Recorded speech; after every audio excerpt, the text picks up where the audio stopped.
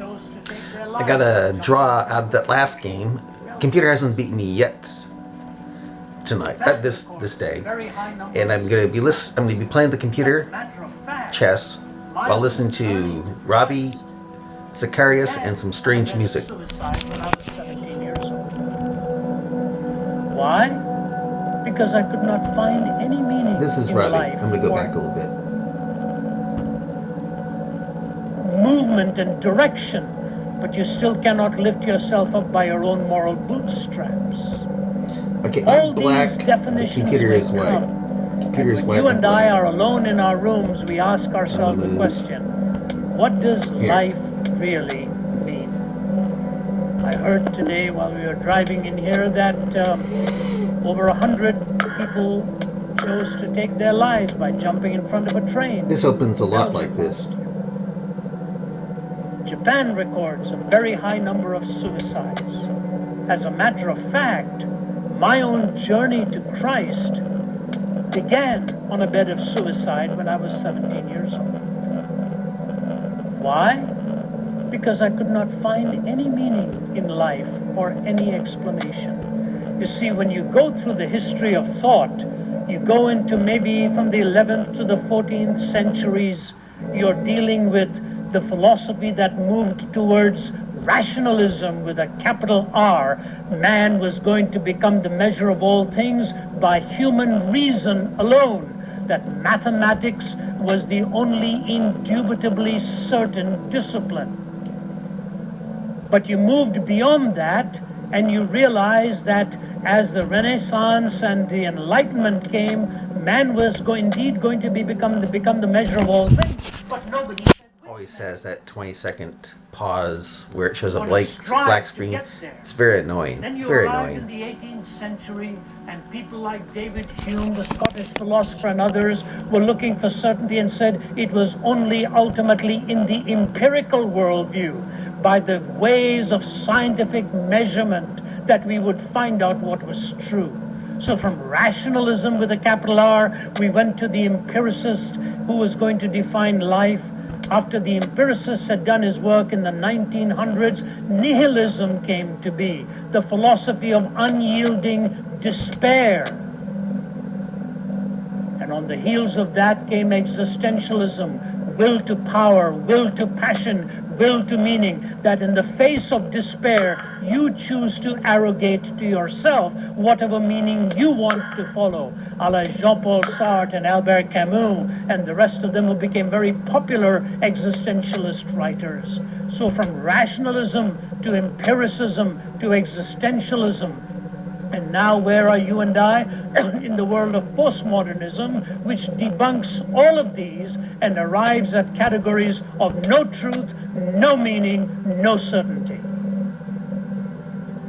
Language itself is questioned, whether the author reserves the right to fuse the word with a rightful meaning, or the reader reserves the right to interpret the author in any way he or she chooses. So meaning is tossed up into the winds, and you grab the grains that you really want, moving from the mathematical, indubitable uncertainty through the laboratory to man becoming the measure of all things, and will to passion and power, ultimately, that none of these have absolute points of reference. You have to find it in your own way and in your own time, and that's where the postmodern worldview is.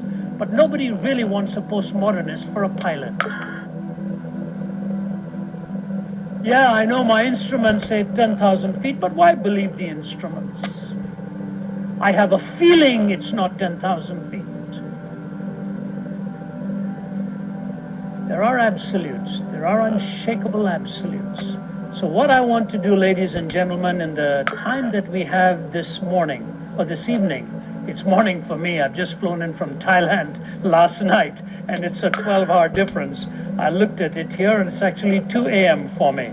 So I might sound like that as well. But you move into these categories, and you ask yourself the question, what is meaning? How do I find it? Some years ago in Western Canada, in the city of, I won't name the city, it was in Midwestern Canada. It was a packed audience, And a woman from my part of the world was sitting in the front row every night. And she would take notes, copious notes, as I would speak. And I wondered what she was really writing. Very heavily into her notes. And on the last night, she came up to me and she said, "Can I talk to you?" I said, "Yes." So we sat down in the front row and she talked. She said, "My husband was a very prominent medical doctor in this city." She said, "I can take you to one street where there are 3 or 4 apartment buildings owned by us. Very well to do." She said every night he would wake up in the middle of the night, go out and do some rounds. He was a very conscientious doctor. For all the surgeries performed, he would go and check into his patients, come back again about 3 or 4 in the morning, get a little sleep, go back to work the next day and do his surgeries. She said, so on this one night he got up and left, and I didn't think anything of it. She said, I was aware that he had come back because I could sense the kitchen light was on, but it was a usual routine for him, so I didn't do anything. I just went back to sleep. She said, all of a sudden I was awakened with a tremendous thud, a bang, a loud noise. I shook up in bed. I called for my husband. He didn't answer. I got out of bed, walked over to the kitchen, and there he was with his head down on the kitchen table, and I knew something was wrong. I walked over towards him, and he was gone. And in front of him, a notepaper with a pen beside it. Some people die natural deaths. Other people, unable to face life anymore, choose to take it. That is my choice. I wish you all goodbye as my family, and I'm sorry I'm leaving you like this. And this Indian woman, crying in the front row of an auditorium, angry at all of this, him leaving her with all the young children to take care of, and all of the affairs that had to be settled. She said, I want to ask you why. Why does anybody do this? I looked at her and I said, I cannot answer that question for you. I didn't even know your husband. It's the first time I'm talking to you. But I will tell you one thing. For many human beings, despair is not a moment, it's a way of life. Despair is not just a moment, it is a way of life. It's true. And it's not true necessarily of the world of poverty. It is often more true of the world of wealth. When you have got everything you ever dreamed about. It was Jack Higgins, the award-winning novelist, who was interviewed after his award-winning book, The Eagle Has Landed, was asked the question, what do you now know that you'd wished you'd known as a younger man? He said, I wished I'd known then what I know now, that when you get to the top, there's nothing there. I wished I'd known then what I know now, that when you get to the top, there's nothing there.